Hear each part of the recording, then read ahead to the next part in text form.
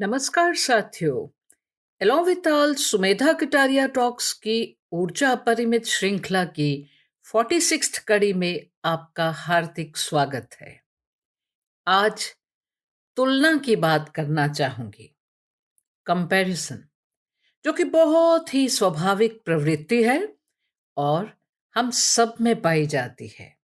ये सहज से रूप में व्यक्त होती रहती है, चाहे अनचाहे।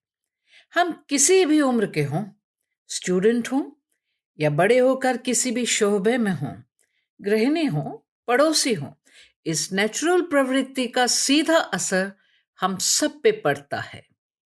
कंपैरिजन भाई बहनों के बीच में, पेरेंट्स के प्यार को लेकर, और बचपन में कंपैरिजन हमारे साथ पढ़ने, खेलने वाले या जानकार बच्चों के साथ, या इन जनरल उम्र का हवाला देकर तुलना किया जाना बहुत ही स्वाभाविक ढंग से व्यक्त होता है हर घर में।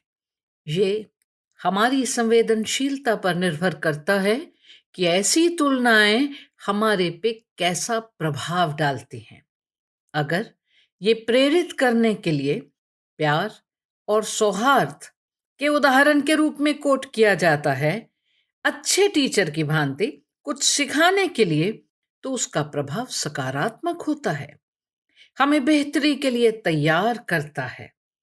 पर अगर सुनाने के लिए या दूसरों को अधिक तवज्जो देकर कंपैरिजन प्रकट होता है, तो वो हमारी साइकी पर नश्तर बन खूब जाता है, नक्श हो जाता है, और बाजी दफा हम ताउम्र उसको भूल नहीं पाते।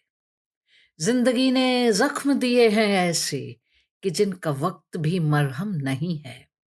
बचपन में डिग्री सिखाई जाती थी ना, सिंपल, कंपैरेटिव, सुपरलेटिव। कंपैरिजन के लिए कोई आधार होना जरूरी है। वो आधार चाहे हमारे कंप्लेक्शन का हो, काबिलियत का हो, एग्जाम में परफॉर्मेंस का हो, कार्यक्षेत्र में हमारी कारगुजारी का आकलन हो, आर्थिक स्थिति को लेकर हो, या मैरिटल स्टेटस को लेकर। कंपैरिजन जरूरी नहीं कि कोई और व्यक्ति हमसे बाहर, हमारे पेरेंट्स या सिबलिंग्स या दोस्त या बॉस ही करें। हम खुद भी अक्सर इस ट्रैप में स्वयं को पाते हैं, और उसी से उभरती है, पनपती है हमारी साइकी, हमारी सोच, अमीर गरीब, अच्छे बुरे, सफल असफल, समृद्ध और बेचारा, इंफीरियर और सुपीरियर को लेकर। एक्चुअली कंपैरिजन के बहुत साइड इफेक्ट्स होते हैं।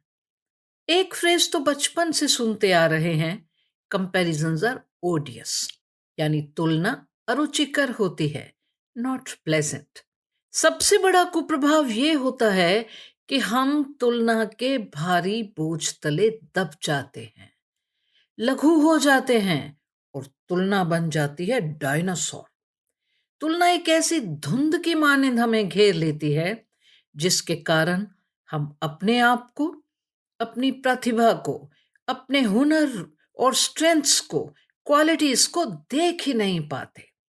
हावी हो जाता है तुलना का ऑरा, और हम अक्सर वल्नरेबल हो जाते हैं, डूब जाते हैं, धराशायी हो जाता है हमारा सेल्फ कॉन्फिडेंस। जबकि खुद को तमाम तुलनाओं के बावजूद सरफेस पे रखना, चलते रहना, हमारी अपनी ही जिम्मेवारी होती है। कंपैरिजन की टेंडेंसी हमेशा हमारे लबों पे या हमारे मन में तैयार रहती है। इसका वार चाहे अपने कारण से या दूसरों के कहे जताए से हो, गंभीर प्रभाव डालता है। कुछ खराब सा ज्यादा, अच्छा कम महसूस कराता है। दिल में कहीं पीड़ा अधिक, खुशी कम देता है। Never a feel good phenomenon है कंपैरिजन। हमारे उत्साह या खुशी पे क्षणांश में कुठाराघात कर देता है। हमारे जोश पे तुषारापात, हमारी ऊर्जा के समक्ष सीधा सा चैलेंज खड़ा हो जाता है, और कहीं हम असंयत हो ही जाते हैं जब भी हमारी तुलना किसी के साथ की जाती है। ऐसा होता है ना साथियों। कंपैरिजन काफी पॉजिटिव असर भी डालता है। जब हम कुछ नया करना चाहते हैं तो अक्सर सेल्फ डाउट का सामना करते हैं कि ये हमसे हो पाएगा या नहीं, हम सक्षम हैं या नहीं। हमारा आत्मविश्वास डोलने लगता है तो हमें प्रेरणा की जरूरत होती है, और वो इंस्पिरेशन हमें दूसरों की जिंदगी के बारे में पढ़कर, सुनकर, जानकर मिलती है। जब हम अन्य के संघर्षों की दास्तानें सुनते हैं तो कुछ सीखते हैं, और हमें लगता है हम अकेले नहीं हैं। उसी तरह हम जब दूसरों को काम करते देखते हैं तो हमें अपने लॉजिकल स्क्वायर से बाहर आने का मौका मिलता है, उनके आइडिया से सीखते हैं। आगे बढ़ने के लिए जो स्किल्स चाहिए होती हैं वो हासिल करना चाहते हैं। इस दृष्टिकोण से आसपास खुले मन से देखना सही रहता है, इंस्पायरिंग एंड एनरिचिंग। इस खूबसूरत ऑनलाइन दुनिया में हम अपना वो इमेज बना सकते हैं जो हम सबके सामने प्रस्तुत करना चाहते हैं। पर जब हम तुलनात्मक वेब में फंस जाते हैं तो हम भूल जाते हैं कि हम सिर्फ वही देख रहे हैं जो सब चाहते हैं हम देखें। हमारे पास वो दृष्टिकोण नहीं रह जाता सही, सच्चा रियलिटी चेक करने का। अपने आप को कम आंकना, अपनी अच्छी बातों को नजरअंदाज करना सही नहीं। बहुत जरूरी होता है अपने प्रति काइंड होना। अपने पहले अध्याय को किसी और के 20वें अध्याय से तोलना सही नहीं। कंपैरिजन गेम बड़े ध्यान से खेलना चाहिए। ऐसा एनवायरनमेंट जरूर रखना चाहिए कि कहीं ऐसा ना हो कि हमारे आत्मविश्वास की कमी हमें अपना सर्वश्रेष्ठ बनने में बाधक बन जाए। बहुत से उत्तर हमारे स्वयं के भीतर ही होते हैं।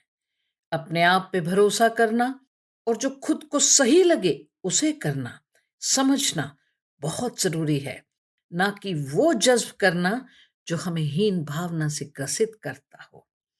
अपनी दिशा, अपनी कहानी, अपने स्टाइल पे फोकस करना बहुत अहमियत रखता है। अक्सर जो हम हासिल कर पाते हैं या हमारी उपलब्धियों के लिए हम स्वयं को शाबाशी नहीं देते, और कैरी की हुई तुलनाएं हमें नेगेटिवली इंक्लाइंड कर देती हैं, और हमें ये लगने लगता है कि हमें जो मिला है वो हम डिजर्व नहीं करते। ऐसी इन्फीरियॉरिटी का एहसास हमारी खुशी को लघु और हमारी तकलीफ को कई गुना बढ़ा देता है। कंपैरिजन वास्तव में विषमताओं से उपजते हैं। विश्व का इतिहास गवाह है कि रंग, जाति, योग्यता, जेंडर, समृद्धि के आधार पे तुलनाओं ने क्रांतियां ला दी। तख्ते पलट गए सत्ताओं के, और समानता का अधिकार, वोट का अधिकार, रोजगार और स्वतंत्रता का अधिकार विकासशील और विकसित डेमोक्रेटिक मुल्कों की पहचान बन गए। Anti oppressive and non discriminatory practices के सिद्धांत वास्तव में मानवीय साइकी में अंकित तुलनाओं के आधार पर की गई जजमेंट्स से ही उपजे हैं। ह्यूमन साइकोलॉजी मूलतः इन्हीं तुलनाओं की वजह से उपजे complexes, attitudes, low self esteem और ईगो इश्यूज का अध्ययन ही है। विज्ञापनों की दुनिया तो पूरी तरह से तुलना के सिद्धांतों पे आधारित है, जिनमें दाग अच्छे हैं और उसकी साड़ी अधिक सफेद। टीवी चैनल्स की टीआरपी की अंधी दौड़ उस तुलना पे ही आधारित है जो व्यूअर्स की पसंद निर्धारित करती है। कंपैरिजन एक ऐसा हथियार है जिसे प्रयोग तो शायद अच्छी नीयत से किया जाता है, पर उसके परिणाम अक्सर नेगेटिव होते हैं और कारण बनते हैं हमारे स्वभाव में ईर्ष्या, क्रोध, शिकायतों, असुरक्षा के भाव और अपने पे विश्वास की कमी का। कंपैरिजन हम शायद हर समय मन में कर ही रहे होते हैं, पर कोई और करे और जताए तो हमें कतई अच्छा नहीं लगता, बुरा ही महसूस करवाता है। पर ये प्रवृत्ति कब हमारा स्वभाव बन जाती है हमें पता नहीं चलता। कभी as a parent, as a partner, spouse, friend, हम ज़रूर आत्मनिरीक्षण करें कि कहीं ऐसा तो नहीं कि हम अपनी ऐसी आदत से किसी और के लिए वही तकलीफ बो रहे हों जिसका दंश हमने खुद में आत्मसात कर रखा है।